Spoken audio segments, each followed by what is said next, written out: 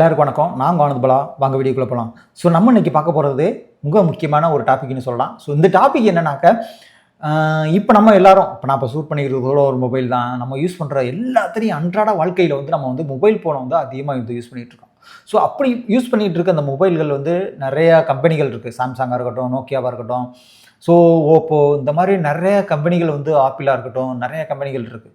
So அப்படியெல்லாம் இருக்கிற கம்பெனிகளில் மிக முக்கியமாக இந்தியாவிலேயே தயாரிக்கப்பட்ட ஒரு மொபைல் பார்த்தீங்கன்னாக்கா இந்தியன்ஸால் உருவாக்கப்பட்ட ஒரு மொபைல் அதாவது மைக்ரோமேக்ஸ். ஸோ ஒரு காலகட்டங்களில் மைக்ரோமேக்ஸுங்கிறது நம்ம இந்தியாவில் எப்படி இருந்துச்சு, எப்படி எவ்வளோ பீக்கில் இருந்தது, 21,000 கோடி ரூபாய்க்கு மேலே பார்த்தீங்கன்னா அவங்களோட வேல்யூ வச்சுருந்தாங்க. ஸோ அப்படி வச்சுருந்த ஒரு கம்பெனி எப்படி கீழே போணுச்சு, ஒன்று இப்போ காணாமல் போயிடுச்சு அப்படிங்கிற மாதிரி சொல்லப்படுது. ஸோ அவங்க காணாமல் போயிட்டு மறுபடியும் மீண்டு வர்றதுக்கான வாய்ப்புகள் இருக்கா?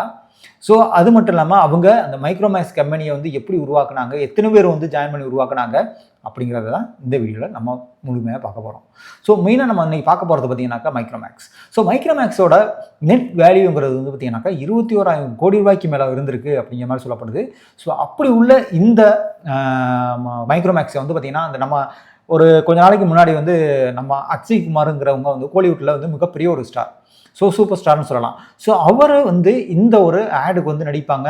ஸோ மைக்ரோமேக்ஸை பற்றி அதிகமாக பப்ளிசிட்டி யூடியூப்பில் வர்றோம், சோசியல் மீடியா யூஸ் பண்ணி பார்த்தீங்கன்னா அவங்களோட பிராண்டை பார்த்தீங்கன்னாக்கா வெளியில் இது பண்ணாங்க. இவர் ஒரு பிராண்ட் அம்பாசிடராக பார்த்தீங்கன்னா அக்ஷய் குமார் இருந்தாங்க. ஸோ அப்படி இருக்கிற இந்த இது ஃபோனை தயாரிக்கிறதுக்கு 1999 4 பேர் ஜாயின் பண்ணுறாங்க. வேறு யாரும் இல்லை, ராகுல் சர்மா, ராஜேஷ் அகர்வால், சுமித் அரோர், விக்ராந்த் ஜாயின். ஸோ இவங்க 4 பேரும் சேர்ந்து ஒரு கம்பெனி உருவாக்குறாங்க. அந்த கம்பெனி தான் பார்த்தீங்கன்னா இந்த மைக்ரோமேக்ஸ். ஸோ இந்த மைக்ரோமேக்ஸ் 2004 2005 காலகட்டங்களில் என்ன பண்ணாங்கன்னா இவங்க 1999 காலகட்டங்கள். ஸோ அந்த காலகட்டங்களில் இவங்க 4 பேரும் அடுத்து அந்த டைம் கழுத்தில் பார்த்தீங்கன்னா ஃபோனெல்லாம் ரொம்ப அடி வாங்கினது, ரொம்ப காஸ்ட் ரொம்ப கம்மியாக இருக்கும். ஸோ அப்படியெல்லாம் இருக்கும்போது இருக்கிற அதாவது இவர் ராஜேஷ் ராகுல் சர்மா என்ன பண்ணுறாருனாக்கா வெஸ்ட் பெங்காலுக்கு போகிறாங்க. ஸோ வெஸ்ட் பெங்காலில் ஒரு கிராமத்துக்கு போகிறாரு. ஸோ அந்த கிராமத்துக்கு போகும்போது அது ஒரு மலை கிராமம். ஸோ அப்படி இருக்கும்போது அந்த கிராமத்துலேருந்து நீங்கள் எந்த விதமான ஒரு ஃபோனோ எதுவுமே கிடையாது. ஸோ அப்படி இருக்கும்போது அங்கே பார்த்தீங்கன்னா ஒரு பேட்டரியை யூஸ் பண்ணி ஒரு பூத் இருக்குது. ஸோ அந்த பூத்தை நீங்கள் ஒரு லாரி பேட்டரியிலேருந்து தான் பார்த்தீங்கன்னாக்கா அதை ரன் பண்ணுறாங்க.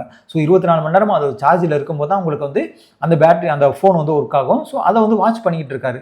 ஸோ அப்போ தான் பார்த்தீங்கன்னா அவருக்கு ஒரு ஞாபகம் வருது, நம்ம ஏன் இதை நம்ம ஃபோனை உருவாக்கக்கூடாது. அதாவது நம்ம இந்தியாவில் பட்ஜெட் நம்ம மிடில் கிளாஸ் மேன்கள்லாம் எவ்வளோ பேர் இருப்பாங்க. ஸோ அவங்களுக்கு யூஸ்ஃபுல்லாகக்கூடிய ஒரு ஃபோனை நம்ம உருவாக்கக்கூடாது அப்படின்னு நினச்சிட்டு ராகுல் சர்மா என்ன பண்ணாங்கன்னா ரிட்டர்ன் டெல்லிக்கு வர்றாங்க. ஸோ டெல்லி வெஸ்ட் பெங்கால்லேருந்து டெல்லி டெல்லியில் அவங்க ஃப்ரெண்ட்ஸ்கள்ட்டெல்லாம் சொல்கிறாரு. ஸோ இந்த மாதிரி ஒரு இருக்குது, நம்ம அதை செய்வோமா அப்படின்னு கேட்குறாரு. அவங்க ஃப்ரெண்ட்ஸுகளை ஒத்துக்கிறாங்க. ஸோ ஒத்துக்கு அப்புறம் என்ன பண்ணுறாங்கன்னா இவங்க இங்கே அதாவது இந்தியாவில் அதுக்கு உண்டான ஃபெசிலிட்டிஸ் இருக்கான்னு கேட்டிங்கன்னா கண்டிப்பாக இல்லை. ஸோ அவங்க தேர்ந்தெடுத்த இன்னொரு மிக முக்கியமான ஒரு ஸோ இவங்க என்ன பண்ணுறாங்கனாக்கா இந்த அதாவது சைனாவில் தயாரிக்கிறாங்க. தயாரித்து இந்த ஃபோனை நீங்கள் ஒரு ஒன்ஸ் நீங்கள் ஃபோன் சார்ஜ் போட்டிங்கன்னாக்கா 30 நாட்கள் நீங்கள் சார்ஜை போட வேண்டியது இல்லைங்க. ஸோ அந்த அளவுக்கு இதோட சார்ஜ் கெப்பாசிட்டி இருக்கும். ஸோ அப்படி ஒரு ப்ரொடக்ஷனை இவங்க பண்ணுறாங்க. ஸோ அது மட்டும் இல்லாமல் எங்கேயாவது கரண்ட் இல்லாத ஊர்களாக இருக்கும். இவர் போனார் பார்த்தீங்களா கல்கத்தா, அந்த மாதிரி இடத்துக்கு போகும்போது அந்த மலை கிராமங்களுக்கு கரண்ட் இருக்காது. ஸோ கரண்ட் இல்லாத இடத்துலையும் நீங்கள் இது யூஸ் பண்ணலாம் அப்படின்னு சொல்லப்படுது. டீலர்களை பார்க்குறாங்க. ஸோ அவங்க மூலியமாக இந்த எல்லா இடத்துலையும் பரப்புகிறாங்க. ஸோ பரப்பும்போது பார்த்தீங்கன்னா இவங்க 10,000க்கு மேற்பட்ட ஃபோன்களை ப்ரொடெக்ட் பண்ணுறாங்க. ப்ரொடெக்ஷன் பண்ணதே பார்த்தீங்கன்னா ரொம்ப கம்மியான காஸ்ட்டில் அவங்க சேல் பண்ணணும் தான். ஸோ அது எவ்வளோதுனாக்கா 2,330 ரூபா ஃபஸ்ட் அதோட ப்ரைஸாக இருந்திருக்கு. ஸோ அப்படி பார்த்தீங்கன்னா இவங்க 10 நாளில் உற்பத்தி பண்ணிடுறாங்க. உற்பத்தி பண்ணி இது ராகுல் என்ன நினைக்கிறார், ராகுல் சர்மா என்ன நினைக்கிறாருனாக்கா கண்டிப்பாக நம்ம இது அந்த பிராண்டை பெரிய லெவலுக்கு கொண்டுட்டு வரணும் அப்படின்னு சொல்லிட்டு, ஏன்னா அவங்களோட அந்த 10,000 யூனிட் தயாரித்ததே இமிடியேட்டாக சேல்ஸ் ஆகிடுது. ஸோ அதுக்கப்புறம் அந்த காலகட்டங்களில் நோக்கியாவாக இருக்கட்டும், சாம்சங்கு, இந்த மாதிரி மிகப்பெரிய கம்பெனிகள் இருக்கக்கூடிய இந்தியாவில் இந்த ஒரு மைக்ரோமேக்ஸ் டாப் லெவலில் வர்றாங்க. இவங்க இதுக்கு முன்னாடி சாம்சங் இருந்துச்சு, நோக்கியா இருந்துச்சு, இவங்களாம் ஒரு லெவலில் டாப் லெவலில் உள்ள ஒரு கம்பெனி, ப்ரீமியமான ஒரு கம்பெனின்னு சொல்லலாம், ஃபோன் கம்பெனி. ஆனால் பிற்காலத்தில் பார்த்தீங்கன்னா இவங்க மைக்ரோமேக்ஸ் அவங்களெல்லாம் ஃபீட் பண்ணி ஃபர்ஸ்ட் லெவலுக்கு வந்துடுது அப்படிங்கிற மாதிரி சொல்லப்படுது. ஸோ அதுக்கப்புறம் பார்த்தீங்கன்னா மிக மெயினாக இந்த இதில் நான் ஃபோன் கால் யூஸ் பண்ணுறது, அது இல்லாமல் கஸ்டமர்ஸ் எப்படி அட்ராக்ட் பண்ணுறது, இந்த மாதிரி நிறையா யுக்திகளை ஃபாலோ பண்ணுறாங்க. அதுக்கப்புறம் 2010 பார்த்தீங்கன்னாக்கா ஆண்ட்ராய்டை வந்து இது பண்ணுறாங்க. ஏன்னா இதுக்கு முன்னாடி வந்து ஆண்ட்ராய்டுங்கிறது வந்து ரொம்ப வந்து ரேராக இருந்துச்சு. ஸோ இவங்க வந்து ஆண்ட்ராய்டை வந்து யூஸ் பண்ணுறாங்க. ஆண்ட்ராய்டை யூஸ் பண்ணும்போது இதை வந்து பார்த்தீங்கன்னாக்கா ரூ. 6,999 மட்டும்தான் அப்படிங்கிற மாதிரி சொல்லப்படுது. ஸோ அதுக்கப்புறம் வந்து இதை வந்து இன்னும் வந்து அதோட அப்டேட்டை வந்து இன்க்ரீஸ் பண்ணிக்கிட்டே இருக்காங்க. ஏன்னா இந்த வெர்ஷனுக்கு அப்புறம் கனவா 11 மைக்ரோமேக்ஸ் இந்த மாதிரி வந்து இதோட டிஸ்பிளே வந்து பார்த்தீங்கன்னாக்கா ஃபுல் டிஸ்பிளே அப்படிங்கிற மாதிரி சொல்லலாம். ஸோ 2014 வந்து பார்த்தீங்கன்னாக்கா 25% அதாவது ஷேர் மார்க்கெட் லெவலில் வந்து போயிட்டு இருக்கு. ஸோ இந்தியாவில் வந்து பார்த்தீங்கன்னாக்கா நம்பர் 1 பிராண்டாக வந்து அந்த கம்பெனி மாறுது. அப்புறம் வந்து பார்த்தீங்கன்னாக்கா அக்ஷய் குமாராக இருக்கட்டும், நான் சொன்ன மாதிரி அக்ஷய் குமார் வந்து பார்த்தீங்கன்னாக்கா இதில் ஒரு அம்பாசிடராக இருக்காரு. ஸோ அவர் தான் வந்து இந்த எல்லா ஆடுகள்லையும் வந்து நடிக்கக்கூடியவர். ஸோ அப்படி இருக்கும்போது 2014 to 2015 அந்த காலகட்டங்களில் வந்து ஒரு ஆண்டுகளுக்கு மட்டும் அவங்க 15,000 கோடி ரூபாய்க்கு மேலே வந்து வருமானத்தை ஈட்டுறாங்க. பிக்கஸ்ட் ஒரு அவங்களோட ப்ரொடக்ஷனை வந்து இம்ப்ரூவ்மெண்ட் ஆகுது. ஸோ இதனால வந்து அவங்க மக்களை வந்து ரொம்ப ஈஸியாக வந்து ரீச் ஆயிடுறாங்க. மைக்ரோமேக்ஸுங்கிறது எல்லாரும் கட்டங்களில் 26,000 கோடி ரூபாய்க்கு மேலே வந்து உங்களோட லாபம் வந்து அதிகமாகிறது. ஸோ பின்னர் வந்து ஏன் வந்து இவ்வளவு பண்ண ஒரு கம்பெனி எப்படி வந்து லாஸ் ஆணுச்சு? இதில் மெயினாக உள்ளே வந்தது பார்த்தீங்கன்னாக்கா சைனா. ஸோ சைனா என்ன பண்ணுறாங்கனாக்கா அவங்களோட பிராண்டான மிக முக்கியமாக எம்ஐ, ஆஃபோ, விவோ இந்த மாதிரி உள்ள அவங்களோட பிராண்டுகள்லாம் உள்ளே வர ஆரம்பிக்குது. ஸோ வந்தோடனே அவங்க ஏன்னா இந்தியாவை கம்பேர் பண்ணும்போது அவங்களோட டெக்னாலஜி வந்து ரொம்ப அதிகமாக இருந்துச்சு அந்த காலகட்டங்களில்.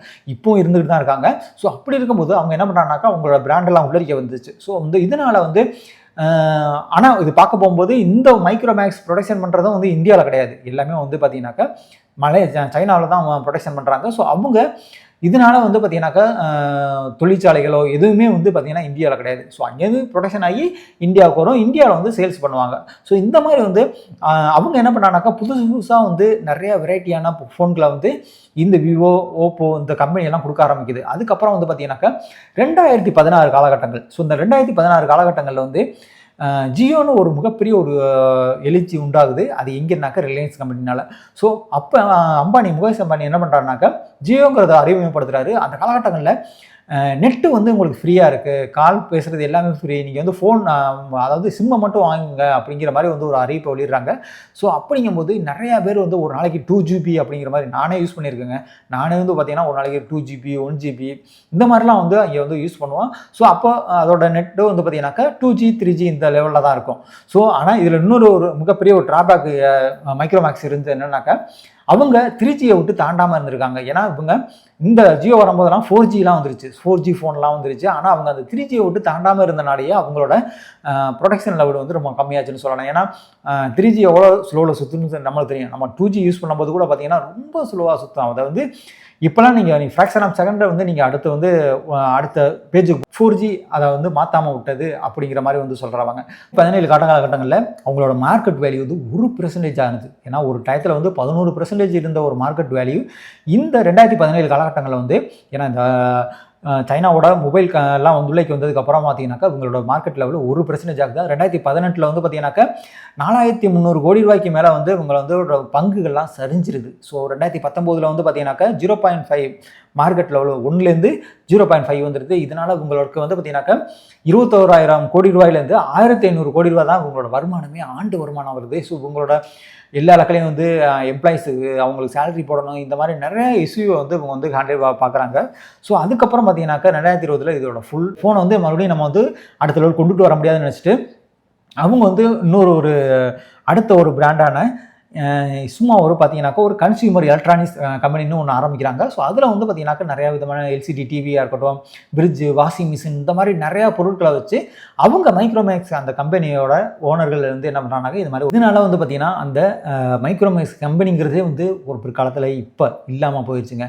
ஏன்னா ஒரு காலத்தில் மைக்ரோமேக்ஸுங்கிறது அந்த ஃபோனோட எவ்வளோ பேர் வந்து எவ்வளோ வாங்கியிருப்பாங்க. ஏன்னா காசு கம்மியாக, அது மட்டும் இல்லாமல் சார்ஜ் வந்து 24 மணி நேரம் இருக்கக்கூடிய ஒரு ஃபோன் வந்து பார்த்தீங்கன்னா பிற்காலத்தில் ஜியோ, அதாவது சைனாவிலேருந்து வந்த விவோ, ஓப்போ இந்த மாதிரி கம்பெனிகளும் இப்போ அதுக்கப்புறம் வந்து 2016 வந்து ஜியோ வந்து அறிமுகப்படுத்தி அவங்க டேட்டா கொடுத்ததாக இருக்கட்டும். ஸோ இவங்களோட அப்டேட் வந்து ரொம்ப அதிகமாக இல்லாமல் இந்த மாதிரி நிறைய காரணங்கள்னால மைக்ரோமேக்ஸ் வந்து கீழே போயிடுச்சு. பார்ப்போம் இன்ன வரையும் வந்து இப்போ அவங்க வந்து R&Dயில் இருந்துக்கிட்டு தான் இருக்காங்க. பார்ப்போம் அவங்க இன்னும் வந்து அவங்களோட இப்போ 5G இப்போ வரையும் 5Gலாம் வந்துருச்சு. ஸோ அவங்கெல்லாம் அப்கிரேடு பண்ணி அதுக்கப்புறம் அவங்களோட பிஸ்னஸை மறுபடியும் வந்து மேலே வர்றதுக்கான வாய்ப்புகள் இருக்கா அப்படிங்கிறத வந்து நம்ம பொறுத்து தான் பார்ப்போம்.